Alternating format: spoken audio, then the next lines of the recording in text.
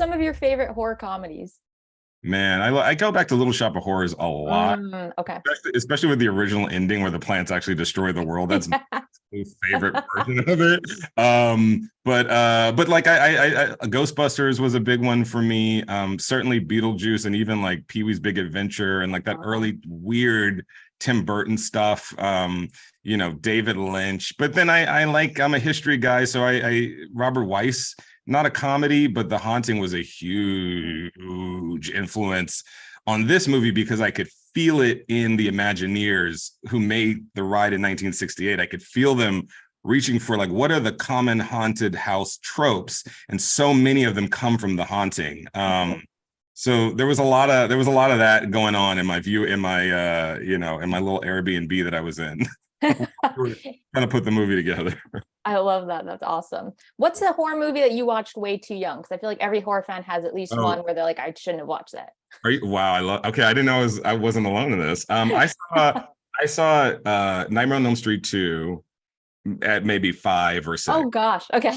And it was amazing. First of all, I didn't understand that Freddy was the enemy. I was really because I'm not processing like the story. Right. I see a guy in a cool hat with gloves.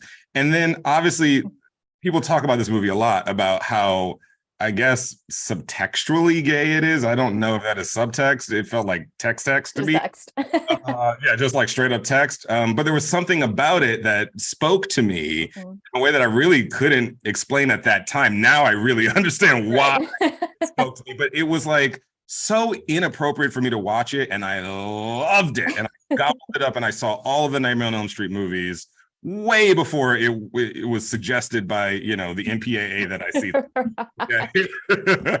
And I didn't even I would say horror movies didn't even really work on me growing up because I was so into them. It was just like being in a fantasy. Yeah. Is a fantasy tragic or comedic? It depends on which one we're talking about. But I love that stuff growing up. Exactly.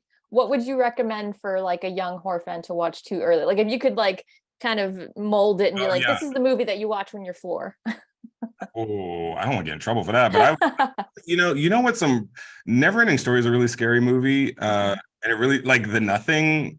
I remember being a kid and being like, because it's existential. It's like it's not jump scares, but you're really like thinking about the fabric of existence at an early age in that movie, and also of course like Return to Oz. I mean, that is like one of it's a kids movie that is horrifying, but also like intriguing and I think pulls you in. So I would say those to be safe, but at the same time I'm a big fan of watching things before you're supposed to, especially if it's horror, because it's fantasy. It's really fantasy is what it is. And it hits differently because you're thinking differently when you're a kid. So you're just like this wide open. Yeah. Book, you know what I mean? You're not really dealing with killing per se. You're dealing with life and death in a fantasy world that doesn't quite translate to reality, especially when you're a kid. The larger implications of everything aren't clear to you. And so, I don't know, for me, it was a huge wellspring for my imagination. Like, I remember watching Nightmare on Elm Street in particular, and I would go to bed and I would really I would daydream about Freddy.